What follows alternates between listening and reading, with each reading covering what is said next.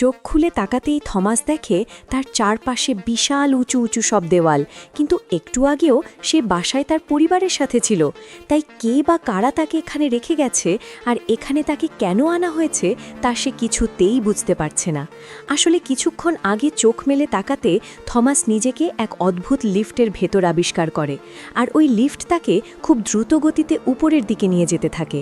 আর একেবারে উপরে পৌঁছে লিফট থেমে গেলে থমাস দেখে তার মতোই সমবয়সী আরও কয়েকটা ছেলে তাকে অদ্ভুতভাবে দেখছে। থমাস কোনোভাবেই ধরতে পারছে না যে তার সাথে কি হতে চলেছে। এবার থমাসকে একটা ছেলে ওই লিফট থেকে বের করলে থমাস বেশ ঘাবড়ে যায়, আর এক দৌড়ে সে পালানোর চেষ্টা করতে থাকে। তবে তার এমন দৌড় দেখে সবাই হাসতে থাকে আর বলে ওঠে, আরে এ তো দেখি একজন রানার। এভাবে বেশ কিছুক্ষণ দৌড়ে থমাস যখন ক্লান্ত হয়ে পড়ে তখন সে দেখতে পায় তার চারপাশে বিশাল বিশাল দেওয়ালগুলো এত উঁচু যে এখান থেকে পালানোর কোনো রাস্তাই নেই। এখানে সে কি করে এলো, আর কারাই বা তাকে এখানে নিয়ে এলো, তার মাথায় তখন শুধু এসব প্রশ্নই ঘুরতে থাকে। এরপর আবারও তাকে একটা খাঁচায় বন্দি করে ফেলা হয়। ঠিক সেই সময় এলভি নামের এই ছেলেটি তার কাছে হাজির হয়। নিজের পরিচয় দেওয়ার পর সে বলতে থাকে, যদি তুমি আবারও পালিয়ে যাওয়ার চেষ্টা না করো তাহলে আমি তোমাকে ছেড়ে দিতে পারি। এটা শুনে থমাস বলে যে আমার সাথে কেন এসব উল্টাপাল্টা হচ্ছে, আমি নিজের নামটি পর্যন্ত মনে করতে পারছি না।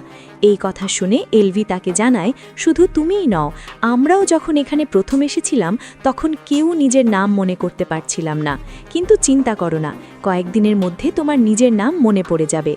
এরপর এলভি তাকে নিয়ে বাইরে বেরিয়ে পড়ে।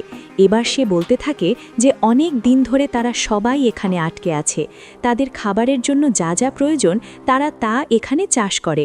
এছাড়াও বাকি সব জিনিস একটি বক্সের মাধ্যমে প্রতি মাসে 2 বার করে দেয়া হয়। এখন কে বা কারা এই বক্স দেয় তা তারা কেউই জানে না। এমনকি এতগুলো মানুষের মধ্যে কেউ বলতে পারে না যে কেন তাদের এখানে আনা হয়েছে। এসব কথার মাঝে সেখানে নিউট নামের এই ছেলেটি হাজির হয়, আর সে থমাসকে দেখে বলে, আমি তো তোমার দৌড় দেখে ভেবেছিলাম তুমি একজন রানার, তুমি তো খুব ভালো দৌড়তে পারো। এখানে থমাস রানার শব্দটা শুনে বেশ অবাক হয়ে যায়, আর এটার মানে সে কিছুই বুঝতে পারে না। তো আসলে এলভি হচ্ছে এই গ্রুপের মধ্যে সবার লিডার, আর সে যখন কোথাও যায় তখন নিউট তার দায়িত্ব পালন করে। তো এরপর এলভি তাকে একটা বড় ওয়াশ টাওয়ারে নিয়ে যায় এই পুরো জায়গাটাকে ভালো করে দেখানোর জন্য। থমাস উপরে উঠে দেখতে পায় বিশাল বিশাল সব দেওয়াল দিয়ে পুরো স্থানটা ঘিরে রাখা, কিন্তু হঠাৎ সে খেয়াল করে যে এক পাশের দরজাটা কেমন যেন ফাঁকা হয়ে আছে। এটা দেখে সে এলভিকে এর কারণ জিজ্ঞেস করলে এলভির মুখটা কেমন যেন শুকিয়ে যায়। এরপর সে ধীরে ধীরে বলতে থাকে, এখানে থাকতে হলে 3টে রুলস তোমার অবশ্যই ফলো করতে হবে। 1, তোমাকে যে কাজ দেয়া হবে তা কোনো প্রশ্ন ছাড়াই করতে হবে। 2, কখনোই কোনো গ্ল্যাডার্স মানে থমাসের মতো যারা এখানে বন্দী আছে তাদের উপর আক্রমণ করা যাবে না। আর শেষ রুলস হলো ভুলেও এই দেওয়ালের বাইরে যাওয়ার জন্য পা রাখা যাবে না। এই কথাটা শুনে থমাস আরও বেশি চিন্তায় পড়ে যায়। সে ভাবতে থাকে এমন কি আছে এই দেওয়ালের পিছে যার জন্য তাকে যেতে নিষেধ করা হচ্ছে। এসব কিছুর মাঝে সেখানে চাক নামের ছোট্ট এই ছেলেটি এসে উপস্থিত হয়। চাক হলো এই গ্ল্যাডার্সদের মধ্যে সবচেয়ে ছোট ও অনেক আদরের, তাই এলভি তার উপর দায়িত্ব দেয় থমাসের দেখাশোনা করার জন্য।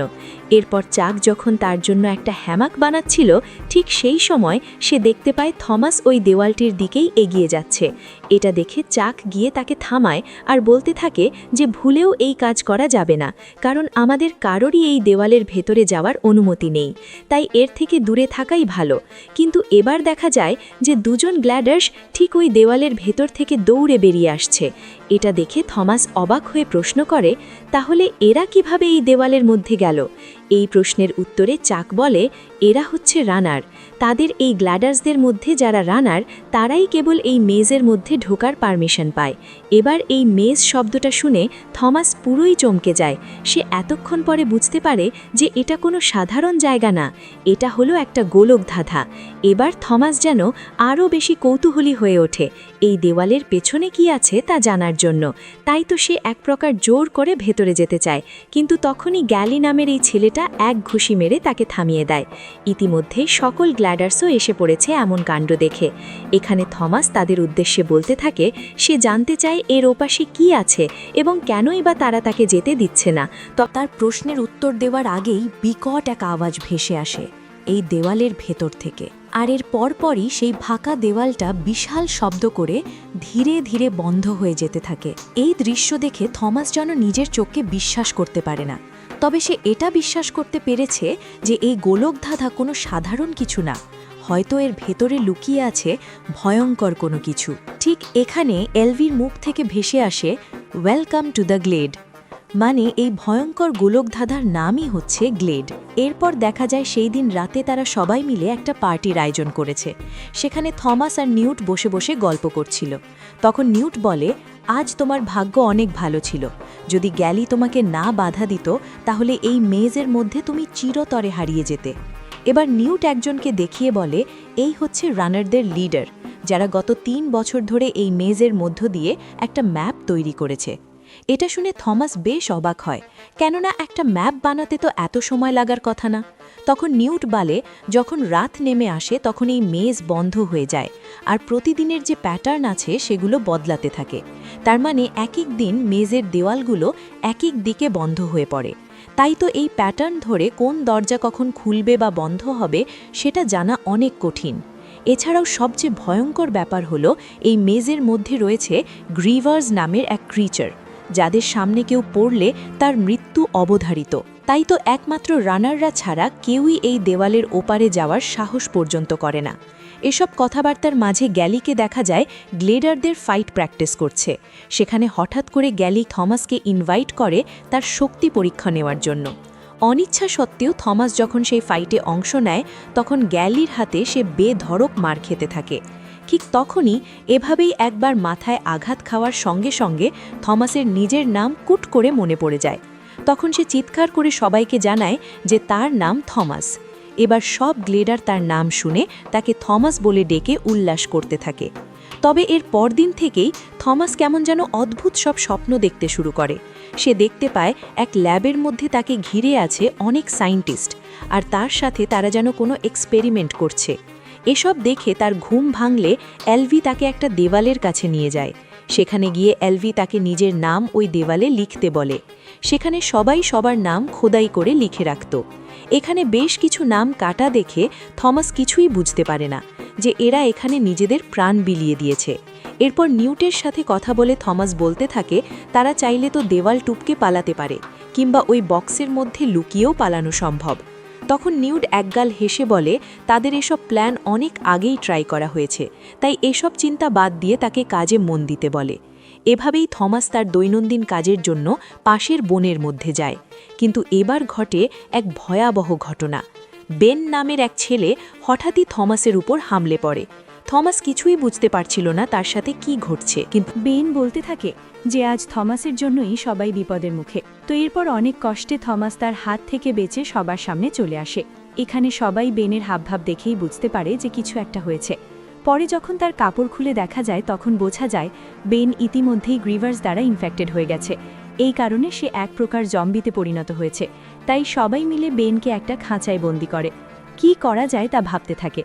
রাতে থমাস এলভিকে জানায় যে বেন তাকে বলেছিল তার জন্যই নাকি সবাই বিপদে পড়বে, কিন্তু এলভি জানায় সে ইনফেক্টেড হয়ে যাওয়ায় হয়তো ভুলভাল বকছে। যাই হোক, পরদিন ঘটে এক হৃদয় বিদারক ঘটনা।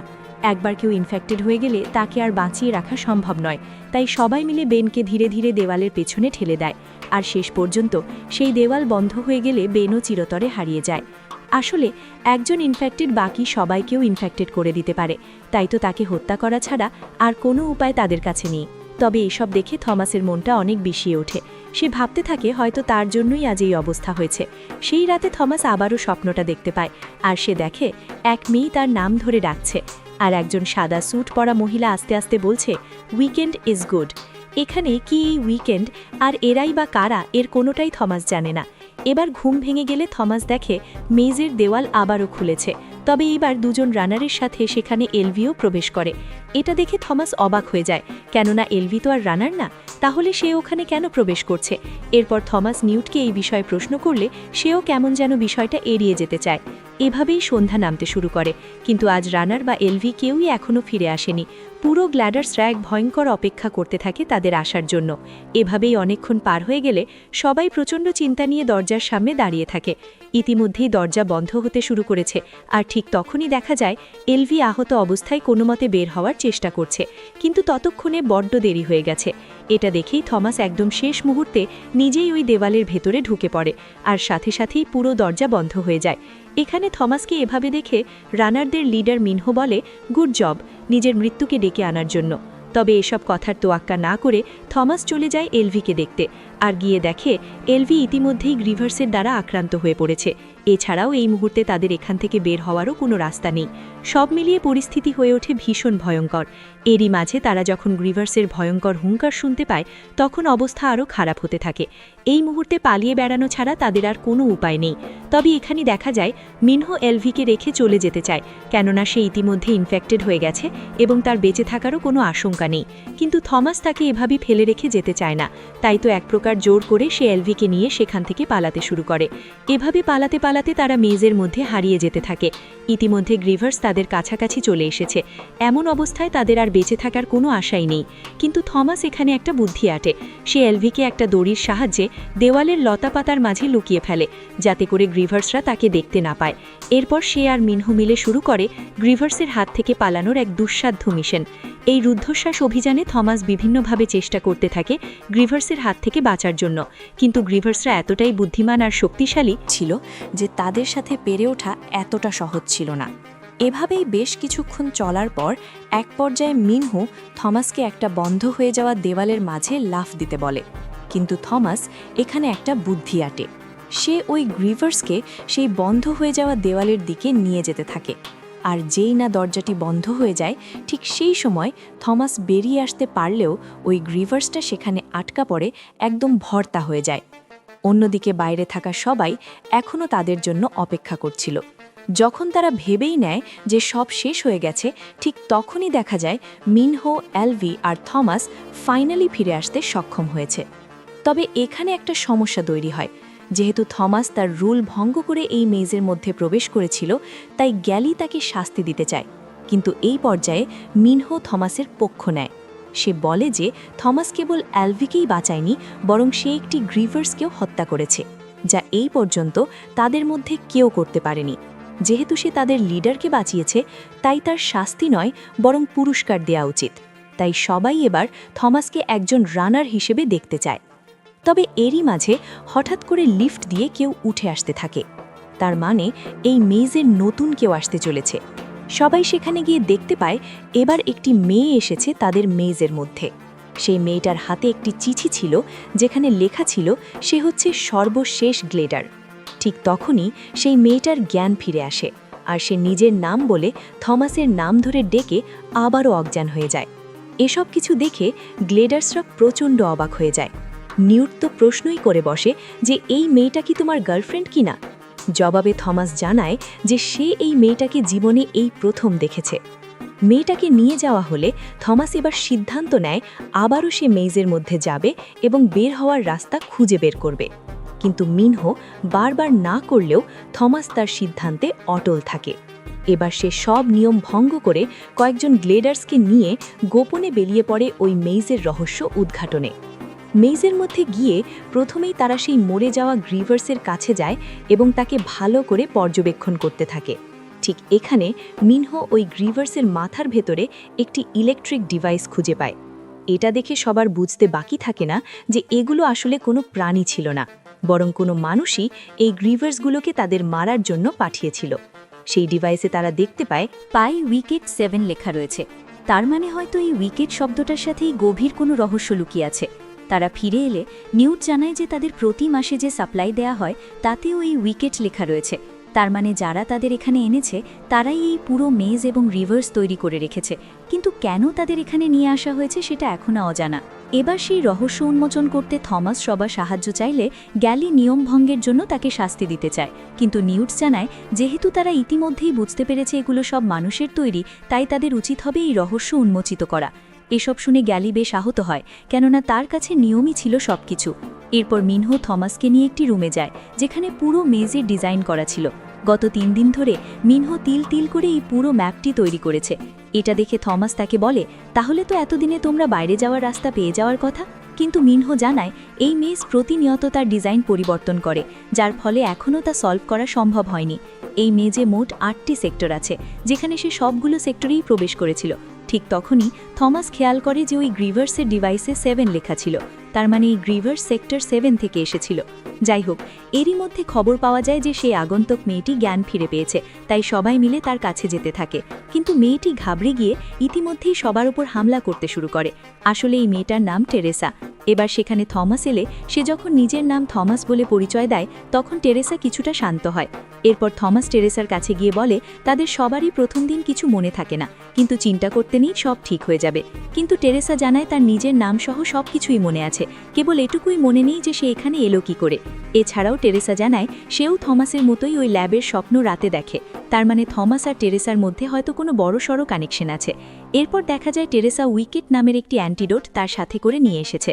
এটা দেখে থমাস ধারণা করে নেয় হয়তো এলভিকে সুস্থ করার জন্যই এটি দেয়া হয়েছে, তাই সে ওই অ্যান্টিডোট এলভিকে দিতে চায়। প্রথমে কেউ রাজি হতে না চাইলে থমাস জানায় এলভির অবস্থা এমনিতেই ভালো না, সে হয়তো এরই মধ্যে মৃত্যুবরণ করবে, তাই শেষ চেষ্টা করতে দোষ কোথায়। এসব শুনে সবাই রাজি হয়ে গেলে এলভিকে সেই অ্যান্টিডোট দেয়া হয়। এরপর থমাস আবারও বেরিয়ে পড়তে চায় মেজের রাস্তা খোঁজার জন্য।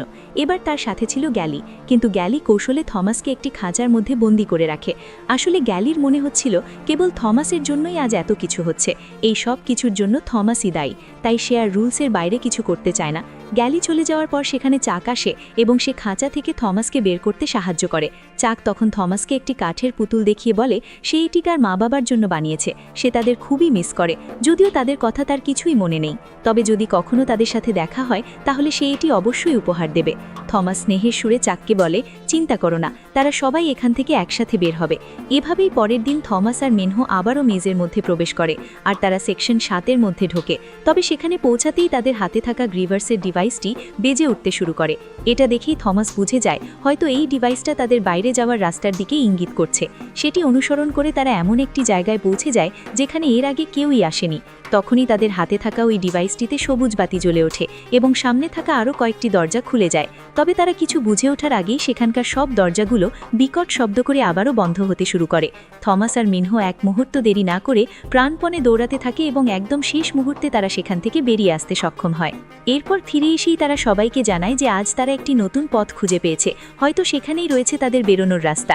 কিন্তু গ্যালি তখন আবার থমাসের বিরোধিতা করে বলে ওঠে হতে পারে যে সেখানে গ্রিফার্সরা তাদের মারার জন্য অপেক্ষা করছে। এরই মাঝে সেখানে টেরেসা এসে জানায় যে এলভির জ্ঞান ফিরেছে। সাথে সাথে সবাই এলভির কাছে যায়, তবে এলভি তখন থমাসকে দেখেই কেন জানি কাঁদতে কাঁদতে বলে ওঠে তার সব মনে পড়ে গেছে, সে থমাসকে আগেই চিনত। এলভি বলে থমাস হচ্ছে তাদেরই লোক, আর তাকে এই মেজের মালিকেরাই এখানে পাঠিয়েছে। সে তখন থমাসকে জিজ্ঞেস করে সত্যি করে বলো তুমি এখানে কেন এসেছো। এরই মধ্যে তাদের কাছে আসে এক আতঙ্কের সংবাদ, আজ মেজের যে দরজাটি সবসময় সন্ধ্যার আমার আগেই বন্ধ হয়ে যেত, সেটি আজ কোনো এক কারণে বন্ধ হচ্ছে না। থমাসের বুঝতে আর বাকি থাকে না আজ তাদের সাথে কি হতে চলেছে। যেহেতু আজ দরজা বন্ধ হচ্ছে না, তাই গ্রিভার্সরা সহজেই ভেতরে ঢুকে আক্রমণ করতে পারে। মিনহোস সবাইকে যত হাতিয়ার আছে তা জোগাড়ে রাখতে বলে, কিন্তু ঠিক তখনই বিকট শব্দ করে সেখানে আরও 3টি দরজা খুলে যেতে শুরু করে, অর্থাৎ আফতাদের বাঁচার আর কোনো পথ নেই। ইতিমধ্যেই গ্রিভার্সরা সেখানে চলে আসে এবং তাদের ওপরে হামলা করে দেয়, ফলে সবাই শত্রুভঙ্গ হয়ে প্রাণপণে দৌড়াতে থাকে নিজেদের বাঁচানোর জন্য। শুরু হয় গ্রিভার্সদের সাথে এক তুমুল লড়াই। একসাথে অনেকগুলো গ্রিভার্স এসে একে একে তাদের বন্ধুদের ধরে নিয়ে যেতে শুরু করে। ইতিমধ্যে গ্যালি কিছু ক্লিডার্সকে খাঁচায় বন্দি করে তাদের প্রাণ বাঁচায়, আর অন্যদিকে থমাস এলভিকে সাথে করে পালাতে ঠিক সেই সময় একটি গ্রিভার্স তাদের ওপরে হামলে পড়লে টেরেসা তার গায়ে আগুন ছুড়ে দিয়ে সেটিকে থামাতে সক্ষম হয়। এরপর সবাই মিলে কোনো মতে একটি ঘরে আশ্রয় নেয়, কিন্তু এখানেও গ্রিভার্সরা এসে তাদের ওপরে আক্রমণ করে। এই আক্রমণে গ্রিভার্স প্রথমে চাককে নিয়ে যেতে চায়, কিন্তু এলভি অনেক চেষ্টা করে তাকে উদ্ধার করে। তবে উদ্ধার করতে পারলেও এবার গ্রিভার্স এসে এলভিকে নিয়ে যেতে শুরু করে। থমাসকে বাঁচানোর জন্য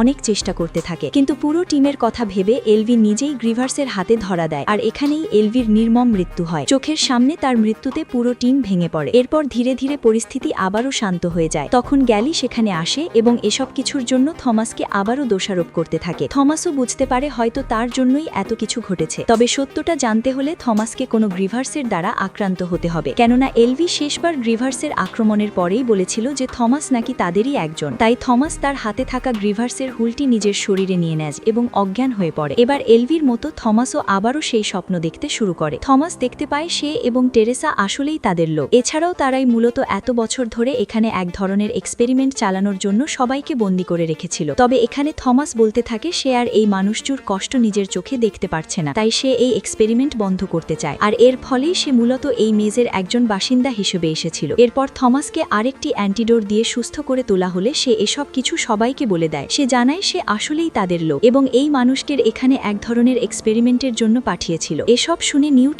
অনেক অবাক হয়ে গেল, সে তখনও থমাসের পক্ষেই থাকে। অন্যদিকে গ্যালি থমাস আর টেরেসাকে শাস্তিস্বরূপ এই মেজে ছুঁড়ে ফেলার সিদ্ধান্ত নেয়, কিন্তু এবার থমাসের পক্ষে মিনহো, চাক, নিউট সহ আরও অনেকেই দাঁড়িয়ে যায়, কারণ তারা বুঝতে পেরেছিল যে একমাত্র থমাসই পারবে তাদের এখান থেকে উদ্ধার করতে। তাই থমাসের সাথে যারা ছিল তারা সবাই মিলে ফাইনালে মেজে প্রবেশ করে এই গোলকধাঁধা থেকে বের হওয়ার জন্য। কিন্তু এই মেজে আবারও গ্রিভার্সরা আক্রমণ করে, এতে বেশ কিছু গ্লেডার্স মারা পড়ে। এত কিছুর মাঝেও থমাস পিছু না হেঁটে ফাইনালি মেজের একদম শেষ দরজায় এসে উপস্থিত হয়। এই দরজাটি একটি পাসওয়ার্ড দিয়ে লক করা ছিল। তখন মিনহো তাকে বলে এই মেজের ম্যাপ করার সময় যে সিকোয়েন্স কোডটি সে বানিয়েছিল সেটি প্রেস করতে। এদিকে গ্রিভার্সরা প্রতিনিয়ত তাদের উপর হামলা করতে থাকে। ঠিক তখনই ভাগ্যক্রমে সেই পাসওয়ার্ডটি দিয়ে ওই সিকোয়েন্স খুলে যায়, আর অবশেষে তারা শেষ মুহূর্তে এসে পৌঁছায় একটি ল্যাবের মধ্যে। তবে এখানে এসে দেখা যায় পুরো ল্যাবে আর কেউই বেঁচে নেই। মনে হচ্ছে কিছুক্ষণ আগেই এখানে কেউ এসে সবাইকে গুলি করে হত্যা করেছে। এভাবে চারপাশ দেখতে দেখতে হঠাৎ তাদের সামনে একটা ভিডিও মেসেজ চলতে শুরু করে। ইনি হচ্ছেন এই ল্যাবের মেইন সায়েন্টিস্ট, যার নাম ইভা পেস। এই ভিডিও মেসেজে ইভা পুরো মেজের রহস্য উন্মোচন করতে থাকে। সে জানায় আজ থেকে বহু বছর আগে পৃথিবীতে এক বিশাল সোলার ফ্লেয়ার আক্রমণ হয়, যার ফলে তৈরি হয় ভয়ঙ্কর সব সোলার স্টর্ম। এতে মানুষের সব বাসস্থান আগুনে পুড়ে ছাই হয়ে যেতে থাকে। এই সোলার স্টর্মের সাথে এক ভয়াবহ ভাইরাসও ছড়িয়ে পড়ে মানুষের মাঝে, যার নাম ফ্লেয়ার ভাইরাস। ইভা আরও জানায় এই ভাইরাস এতটাই ভয়ঙ্কর ছিল যে যদি এটি কারো শরীরে প্রবেশ করত তাহলে সরাসরি তার মস্তিষ্কে প্রভাব ফেলত। এর ফলে মানুষ একসময় জম্বিতে রূপান্তরিত হতো এবং প্রচণ্ড যন্ত্রণায় মৃত্যুবরণ করত। তবে পুরো পৃথিবীতে হাতে গোনা কয়েকজন মানুষের শরীরেই এই ভাইরাসকে মোকাবেলা করার ক্ষমতা ছিল, অর্থাৎ তাদের দেহে এই ভাইরাস কিছুই করতে পারত না। আর সেই অল্প সংখ্যক শক্তিশালী মানুষরাই হলো এই মেইজে আসা সব গ্লেডার্স। তার মানে তাদের উপর বিশেষ এক্সপেরিমেন্ট চালানোর জন্যই তাদের এই মেইজে পাঠানো হয়েছিল। আসলে সায়েন্টিস্টরা জানতে চেয়েছিল এই ছেলেদের শরীরে এমন কী রয়েছে যার কারণে এই ভাইরাস তাদের কিছুই করতে পারছে না। আর যদি তা আবিষ্কার করা যায় তাহলে তাদের শরীর থেকে অ্যান্টিভাইরাস তৈরি করে পুরো দুনিয়ার মানুষকে বাঁচানো সম্ভব হতে পারত। ফাইনালি সবাই এই সব রহস্যের কুলকিনারা করতে পারে। তবে এর পরেই দেখা যায় একদল লোক এই ল্যাবে এসে তাদের উপর আক্রমণ চালায়, আর ইভা পিস নিজের এক্সপেরিমেন্ট কারো সাথে শেয়ার না করে নিজেই আত্মহত্যা করে বসে। তার মানে থমাস রহস্যের পর্দা উন্মোচন করতে পারলেও যার জন্য এত কিছু করা হয়েছিল সেসব আদৌ কি পূরণ হবে? ঠিক এই সময় সেখানে আবারও একটি দরজা খুলে যায়, আর আমরা দেখতে পাই গ্যালি এই ল্যাব পর্যন্ত পৌঁছে গেছে। তবে গ্যালিকে দেখেই বোঝা যায় সে ইনফেক্টেড, আর তাই তো সে এবার জেনে গেছে থমাস আসলে তাদেরই লোক। সে কারণে গ্যালি থমাসকে গুলি করে মেরে দিতে চায়, কিন্তু থমাসকে বাঁচাতে গিয়ে সেই গুলির সামনেই এসে পড়ে ছোট ছেলে চাক। এই আকস্মিক ঘটনায় পুরো রুমে শোকের ছায়া নেমে পড়ে। চাক ছিল তাদের সবার কাছে খুবই প্রিয়, যে সব সময় সবাইকে আনন্দে ভরিয়ে রাখত, কিন্তু এবার সে নিজের জীবন দিয়ে সবাইকে বাঁচিয়ে দিয়ে গেল। বেচারার আর কখনো ঘরে ফেরা হলো না। এসব দেখে মিনহো নিজেকে আর ঠিক রাখতে পারে না। সে সজোরে গ্যালির বুকে একটি ফালা ঢুকিয়ে দেয়, আর গ্যালিও সেখানেই মৃত্যুবরণ করে। এসব কিছু শেষ হওয়ার সাথে সাথেই সেখানে এসে যায় ওই আক্রমণকারীরা, যারা কিছুক্ষণ আগেই সবাইকে খুন করেছিল। তারা এসে থমাস সহ বাকি সবাইকে একটি হেলিকপ্টারে করে কোথাও নিয়ে যেতে থাকে। যাওয়ার সময় থমাস দেখতে পায় পৃথিবী প্রায় ধ্বংস হয়ে গেছে। চারিদিকে সব বিল্ডিং যেন এক বিশাল ধ্বংসস্তূপ। পুরো পৃথিবী যেন এখন এক মৃত্যুপুরীতে পরিণত হয়েছে। থমাসরা জানে না তারা আসলে কোথায় যাচ্ছে, কিংবা আরও একবার তাদের সাথে আদৌ কী হতে চলেছে। তবে পরের সিনে আমরা যা দেখি তাতে পুরো কাহিনীটা আবারও নতুন মোড় নেয়। দেখা যায় সেই সায়েন্টিস্ট ইভা পেইস এখনও বেঁচে আছে। আসলে ইভা মারা যাওয়ার ভান করে সবটা সাজানো নাটক করেছিল। এখানে ইভাকে বলতে দেখা যায় বাচ্চারা তাদের প্রথম ফেজ সফলভাবে শেষ করেছে। ঠিক এমনই এক মুহূর্তে এই মুভিটির প্রথম পার্ট এখানেই শেষ হয়ে যায়। তবে এই মুভিটির আরও অনেক রহস্য উন্মোচন হওয়া এখনও বাকি, আর এই মুভিটির আরও 2টি পার্ট আছে। তাই যদি এই পার্টটি ভালো লেগে থাকে তাহলে নেক্সট পার্টের জন্য অবশ্যই কমেন্ট করবেন। আজকের ভিডিওটি আপনি কোথা থেকে দেখছেন সেটা কমেন্ট করে জানাতে একেবারেই ভুলবেন না। আপনাদের ভেতর থেকে সৌভাগ্যবান কয়েকজনের নাম আমি পরবর্তী ভিডিওতে ঘোষণা করব ইনশাআল্লাহ। তো আপনাদের সবার প্রতি অনেক অনেক ভালোবাসা রেখে আজকের ভিডিওটা এখানেই শেষ করছি। আল্লাহ হাফেজ।